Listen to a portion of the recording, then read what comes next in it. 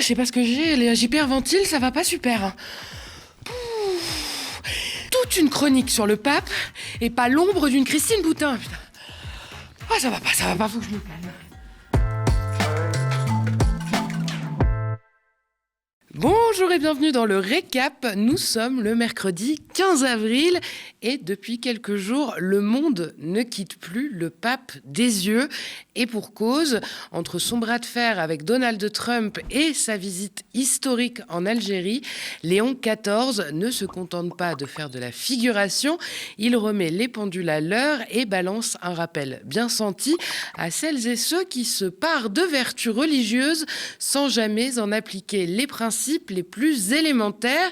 Je vous propose de faire le point. Alors c'est la première fois qu'un pape se rend en Algérie. Cette visite de Léon XIV, première étape d'une grande tournée africaine, est historique et évidemment éminemment symbolique. Elle dépasse largement le simple cadre religieux.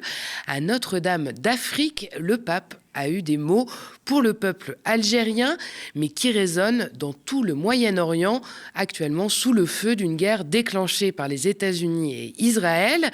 Le chef de l'Église s'est présenté comme un pèlerin de la paix et s'est adressé aux Algériens comme à des frères et à des sœurs. Il a délivré un message de paix, une paix qui ne soit pas seulement une absence de conflit, mais l'expression de la justice et de la dignité, dit-il, tout en dénonçant au passage les nouvelles tentations coloniales. Et visiblement, les anciennes ne sont pas oubliées non plus. Dès sa première prise de parole, le pape a appelé au pardon devant l'imposant monument aux martyrs d'Alger, hommage aux Algériens morts durant la guerre d'indépendance contre la France. Notre présence ici rend hommage à cette histoire de l'Algérie et à l'esprit même d'un peuple qui a lutté pour l'indépendance, la dignité et la souveraineté de cette nation, a-t-il déclaré encore. Et tout ça, je vous le donne en mille, ça n'était pas vraiment du goût de tout le monde de l'autre côté de la mer Méditerranée, notamment chez les conservateurs et à l'extrême droite en France, y compris chez les cathos, on fronce un peu les sourcils. Le pape, il faut le rappeler, même pour nous catholiques, parce que les gens le savent peu. C'est pas un gourou. C'est pas parce que je suis catholique que je crois à tout ce que dit le pape. S'il me dit d'aller me jeter dans la Seine demain, j'irai pas. À deux doigts de rendre leur carte de membre à l'église, ces deux-là. Et pourtant, c'est pas les dernières pour se draper dans les bondieuseries. Je ne suis pas venue par gentillesse. D'accord.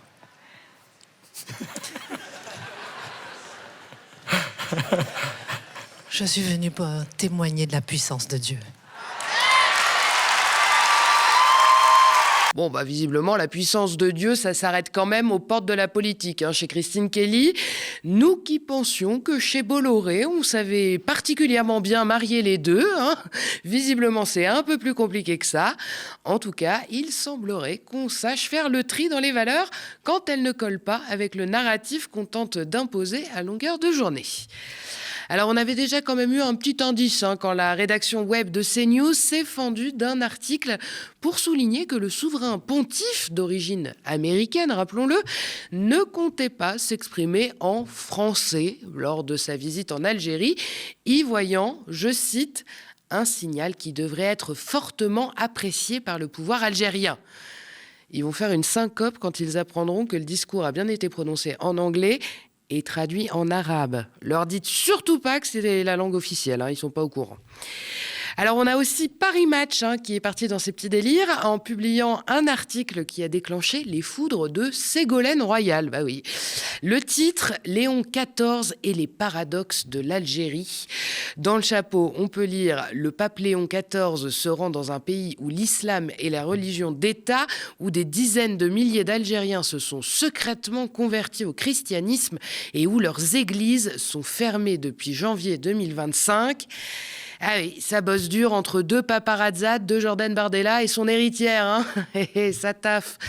Alors Ségolène Royal s'est fendue d'un long tweet en réponse. Je la cite. « Non, Paris Match, les églises ne sont ni fermées ni interdites en Algérie.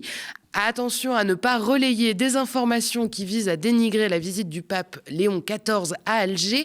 pour des raisons peu glorieuses dont on devine hélas la motivation. Et elle poursuit: aujourd'hui plus que jamais, dans le chaos du monde, le dialogue interreligieux est indispensable et tous ceux qui veulent agir pour la paix devraient se réjouir de cette visite du pape en terre d'islam au lieu de la dénigrer, pour la seule raison qu'elle démontre l'absurdité des tensions entretenues entre nos deux peuples par des voix qui font de la hargne contre l'Algérie un fonds de commerce bien peu glorieux. Alors Ségolène Royal, c'est vraiment l'ascenseur émotionnel politique. Souvent, il est bloqué en bas, qu'on se le dise. Mais parfois, il y a des fulgurances comme celle-là. C'est assez exceptionnel pour être souligné. Voilà. Alors au-delà des nostalgiques de la colonisation française, ce déplacement du pape en terre musulmane constitue plus largement, par sa forte charge symbolique, une réponse aux petits oignons à Donald Trump. Depuis quelques jours, l'ambiance est pour le moins tendue entre les deux hommes, d'ordinaire très réservé. Léon XIV a fini par sortir de sa réserve face aux guerres et aux emballements belliqueux du président américain. Le 7 avril dernier, il avait jugé, par exemple, inacceptable ces menaces d'anéantir toute une civilisation pour faire pression sur l'Iran. Et en retour, le natif de Chicago s'était adressé directement à ses concitoyens américains. J'invite chacun à prier, mais aussi à chercher des moyens de communiquer, peut-être avec les parlementaires, avec les autorités, pour dire que nous ne voulons pas de la guerre, mais nous voulons la paix. Mais c'est cette déclaration samedi à Rome qui a mis le feu aux poudres. Assez de l'idolâtrie du moi et de l'argent. Assez de l'exhibition de la force. Assez de la guerre. Il semblerait que le milliardaire impérialiste se soit senti visé. Et figurez-vous que ça lui a pas beaucoup plu. Bon, enfin, à peu près comme tout ce qui n'est pas une ode à sa petite personne, vous me direz. Alors après ça, évidemment, Donald Trump a fait du Donald Trump. Il est rentré dans une colère noire contre le souverain pontife. Le président américain a d'abord déclaré qu'il n'était pas fan du pape, voilà. Puis qu'il était faible face aux crimes et désastreux en politique étrangère. On a évidemment eu le droit aux habituelles calomnies. Je ne veux pas d'un pape qui juge acceptable que l'Iran détienne l'arme nucléaire, a-t-il dit. Je ne veux pas d'un pape qui s'indigne que l'Amérique ait attaqué le Venezuela, au moins elle reconnaît. Et je ne veux pas d'un pape qui se permette de critiquer le président des États-Unis. Je crois qu'on touche au nerf de la guerre. Surtout quand il est lui-même citoyen américain, le dit pape. D'ailleurs, Donald Trump a même tenté de s'attribuer le mérite de l'élection de Léon XIV sur la chaire de Pierre. Il n'était sur aucune liste pour être pape et il n'y a été mis par l'Église que parce qu'il était américain et ils ont pensé que ce serait la meilleure façon de traiter avec le président Donald Trump, écrit-il donc en parlant de lui à la troisième personne. Si je n'étais pas à la Maison-Blanche, Léon ne serait pas au Vatican. Voyons. Et puis en bon PDG du monde autoproclamé, Donald Trump a prodigué quelques bons conseils au chef de l'Église catholique. Il est grand temps que Léon reprenne ses esprits en tant que pape, qu'il fasse preuve de bon sens, qu'il cesse de courtiser la gauche radicale et qu'il se consacre à sa véritable vocation, être un grand pape et non un politicien. En revanche, Trump ne se gêne, lui, pas vraiment, pour allègrement mélanger politique et religion. Et c'est même devenu son fonds de commerce, particulièrement depuis qu'il a échappé, miraculeusement, disons-le, à la mort lors d'un meeting en 2024. Depuis, c'est Dieu à toutes les sauces. Il nous sort la Bible dès qu'il en a l'occasion. C'est son favorite book. Enfin, jusqu'à temps que les journalistes lui demandent son verset préféré. Là, d'un coup, ça déraille un peu. Il esquive péniblement, estimant que c'est trop personnel comme question. Bref, vous avez compris, la religion avec Trump, c'est comme le reste, rien d'autre qu'un vague argument marketing qu'il agite dans tous les sens pour en tirer le plus de bénéfices possible. Et ça commence à légèrement taper sur le système du pape Léon, ça. Surtout quand la religion sert de justification à la guerre et d'une manière générale à tous les délires belliqueux de Donald Trump. Souvenez-vous, lors du week-end de Pâques, lorsqu'un soldat soldat américain a survécu au crash de son avion en Iran. Le président s'est mis à invoquer Dieu en pleine conférence de presse à la Maison-Blanche.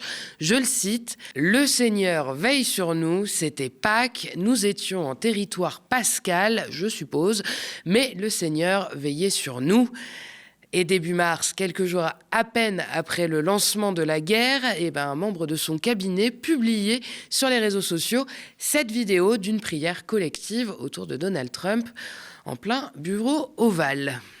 We are honored to come before your presence today, lifting up the arms of our president. We pray for your continued blessing and favor to rest upon him. We pray for wisdom from heaven. Trump veut s'approprier le divin, il se prend pour Dieu carrément, et il l'a prouvé en publiant une image générée par intelligence artificielle comme toujours, le représentant en Christ guérisseur, main sur le front d'un malade, démon en arrière-plan, drapeau américain et avion de chasse dans le ciel, le comble du mauvais goût et du culte de la personnalité combinée. La publication a évidemment déclenché un tollé dans l'Amérique conservatrice et même au sein de sa base militante pro-MAGA. Tout le monde s'est offusqué de cette utilisation de l'image de Jésus. Certains y ont même vu un blasphème. Combiné aux attaques répétées contre le pape, ça commence à faire beaucoup. Alors Trump s'est évidemment empressé de supprimer son œuvre numérique quelques heures après sa publication, comme il l'avait fait en février, après avoir posté une vidéo caricaturant Barack et Michelle Obama en singe. Voyez son niveau de modération. Et il a essayé d'éteindre l'incendie avec ses habituels mensonges, déclarant qu'il pensait que c'était lui, en médecin de la Croix-Rouge. Voilà. Et puis, évidemment, il a crié à la... Fake news. Bah oui, pour Trump, c'est évidemment de la faute des médias qui lui en veulent et qui inventent des fausses informations et lui prêtent des intentions qu'il n'a absolument pas. Son vice-président, J.D. Vance, a quand même tenté de lui venir en aide, estimant, lui, que c'était une plaisanterie, une simple plaisanterie, et que les gens ne saisissaient pas l'humour divin du président. Bon, c'est raté aussi, évidemment. Et puis, de toute façon, on le sait, il n'est jamais question que d'humour avec Donald Trump, mais toujours de stratégie. Jérôme Viala-Godefroy, docteur en civilisation américaine à Sciences Po Paris et auteur du livre « Les mots de Trump », s'en explique d'ailleurs dans un article du HuffPost. Je le cite, « On a une mise en scène avec quelque chose de très nouveau qui est cette personnalisation de la foi. Donald Trump est tout à fait conscient de ça. Il se met en scène parce que c'est le roi du spectacle. Et ça, c'est quelque chose qui frise en fait le culte de la personnalité, ce qui va à l'encontre même des préceptes chrétiens. Avec toutes ces outrances à répétition, on entend de plus en plus souvent que Donald Trump serait fou, et c'est une erreur de le penser. Tristan Cabello, historien spécialiste des États-Unis, l'expliquait dans notre émission Du côté de chez Sam. On l'écoute. D'aller dans cette direction de psychologiser Trump, tu vois, c'est quand même assez dangereux pour le combattre. Parce que moi, je trouve qu'il est pas si fou que ça. C'est juste un suprémaciste, quoi. Et il agit comme un suprémaciste, c'est-à-dire il se croit vraiment tout permis, aussi bien aux États-Unis que en dehors des États-Unis. Et donc il agit comme ça. Les États-Unis sont tombés aux mains de dangereux extrémistes religieux. Rappelez-moi juste ce qu'ils reprochent aux Iraniens déjà. Et le premier qui me dit que je soutiens le régime iranien, je le monte en l'air.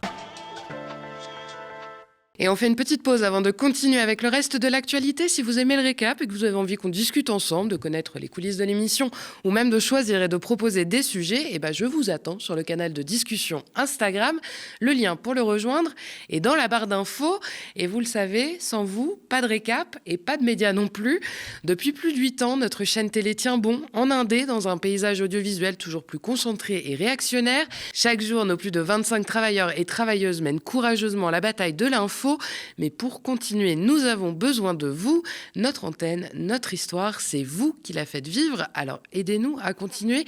Abonnez-vous aux médias ou faites un don défiscalisé. Toutes les infos sont sur notre site internet. Et depuis quelques jours, vous le savez, en plus de Free, Molotov, YouTube et notre site, retrouvez tous les programmes du média sur la télé d'Orange, canal 235. Enfermer les étrangers et les étrangères considérés comme dangereux plus longtemps en vue de leur expulsion. C'est l'objet d'une proposition de loi débattue depuis lundi à l'Assemblée nationale. Le texte déposé par le parlementaire Renaissance Charles Rodwell est soutenu par près de 150 députés de la majorité et de la droite. Il s'agit de la deuxième version d'un texte déjà rejeté par le Conseil constitutionnel en août dernier. Cette nouvelle version vise à allonger la durée de rétention administrative jusqu'à 210 jours. Cela concernerait les personnes définitivement condamnées pour des faits d'atteinte aux personnes punies d'au moins 3 ans d'emprisonnement et présentant une menace actuelle et d'une particulière gravité pour l'ordre public. Alors, comme le rappelle Mediapart, un certain nombre d'étrangers et d'étrangères sont visés par des OQTF pour menace à l'ordre public, alors qu'ils et elles ne représentent pas un danger pour la société, pour avoir, par exemple, utilisé un faux document d'identité ou pour avoir travaillé sans papier. Le texte concerne aussi les personnes étrangères présentant des troubles mentaux, avec notamment l'injonction d'expertise psychiatrique avec possibilité d'hospitalisation sans consentement à cette fin. L'article 6 de la proposition de loi cible également le droit des personnes trans, la possibilité de changer de prénom à l'état civil et donc sur ses papiers d'identité. Selon les associations, le texte prolonge une logique déjà à l'œuvre depuis plusieurs années, faire de l'enfermement un outil de contrôle et de répression des personnes étrangères sur le territoire. Plusieurs politiques de gauche se sont aussi exprimés pour dénoncer l'inefficacité du texte et son volet répressif. La rétention administrative, c'est la prison sans le procès. C'est en fait un espace, et moi j'étais au CRA de Vincennes il y a un mois. Rétention administrative, oui. La rétention administrative, vous avez des gens qui sont là uniquement par le fait d'être étrangers, qui sont en situation irrégulière. Et qui sont en attente d'expulsion. Qui sont en attente d'expulsion, mais bien souvent les laissez-passer consulaires sont obtenus dans les premiers jours. Et en réalité, s'ils ne sont pas dans les premiers jours, c'est très rare qu'on l'obtienne in fine. Donc en fait, vous avez une peine qui va se prolonger comme ça sur la base d'une autorité administrative et vous allez enfermer les gens indéfiniment, perpétuellement. Donc c'est mentir aux gens, d'expliquer qu'on va tendre vers le risque zéro qui n'existe pas dans nos démocraties et dans nos États de droit. Supprimer la prescription pour les crimes commis sur des mineurs, c'est ce que réclament de nombreuses victimes depuis des années et c'est l'une des 34 recommandations du rapport sur la prise en charge des mineurs victimes de violences sexuelles rendu public aujourd'hui. Conduit par les députés Perrine Goulet, Renaissance, Arnaud Bonnet, les écologistes et Alexandra Martin des Républicains, le texte se veut une réponse face à une demande largement exprimée par les citoyens à l'issue notamment de l'affaire Betaram. Actuellement, le délai de prescription des crimes sexuels en vigueur depuis 2018 permet aux victimes de déposer plainte jusqu'à 30 ans après leur majorité. Les parlementaires ont estimé que ce délai est structurellement inadapté à la réalité de ces violences, souvent révélées plusieurs décennies après les faits. Un grand nombre d'études convergent pour indiquer que l'âge moyen de révélation des violences sexuelles subies dans l'enfance se situe entre 45 et 50 ans, explique le député écolo Arnaud Bonnet dans un exposé des motifs de la proposition de loi. En novembre dernier, associations et députés demandaient déjà à l'Union européenne d'abolir définitivement ce délai de prescription. Si la proposition était adoptée en France, la réforme ne s'appliquerait pas rétroactivement aux crimes déjà prescrits. Outre cette proposition principale, les députés proposent de rallonger les délais de prescription pour les violences physiques et psychologiques. Sont également allongés dans le rapport les délais de non-dénonciation de viol. Pour remédier à ces insuffisances, le texte recommande notamment d'étoffer les brigades de protection des mineurs et de renforcer les effectifs des tribunaux dédiés à la prise en charge des violences sur mineurs. Des propositions plus difficiles à concrétiser dans un contexte de restrictions budgétaires, mais qui répondraient pourtant à l'engagement pris par Emmanuel Macron de faire de la protection des mineurs sa grande cause du quinquennat. C'était avant sa réélection en 2022. Et la protection de l'enfance sera au cœur des 5 années qui viennent. Leur solitude, parfois leurs doutes, leur difficulté à vivre dans ce monde de plus en plus incertain, je crois, doit être au cœur de nos combats politiques. Ce sera en tout cas au cœur du mien et de mon engagement.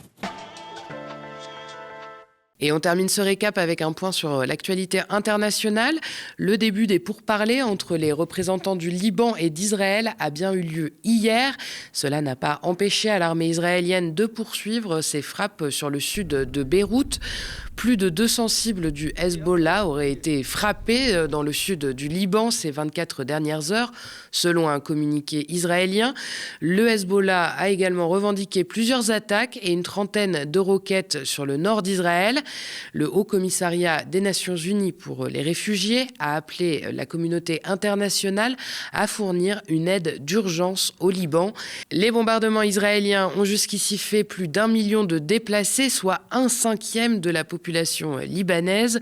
Concernant l'Iran, les États-Unis n'ont pas formellement accepté de prolonger le cessez-le-feu, a déclaré un haut responsable américain cité par l'agence France Presse ce mercredi. La poursuite de l'enrichissement d'uranium de l'Iran reste au cœur des négociations qui se poursuivent par l'intermédiaire du Pakistan. Merci d'avoir regardé cette nouvelle édition du Récap. N'hésitez pas à nous laisser vos impressions en commentaire si vous nous regardez sur YouTube ou via email si vous nous regardez à la télé. Pour nous soutenir, abonnez-vous aux médias, faites un don défiscalisable, tout est sur notre site internet. Vous pouvez aussi, et ça ne coûte rien, parler de nous autour de vous et nous suivre et nous partager sur les réseaux sociaux. Pour retrouver l'ensemble de nos programmes, rendez-vous sur Free, canal 165, sur Orange, canal 235, sur Molotov, sur notre site, ainsi que sur nos 2 chaînes YouTube, Le Média et Le Média 24/7. Très bonne soirée sur Le Média.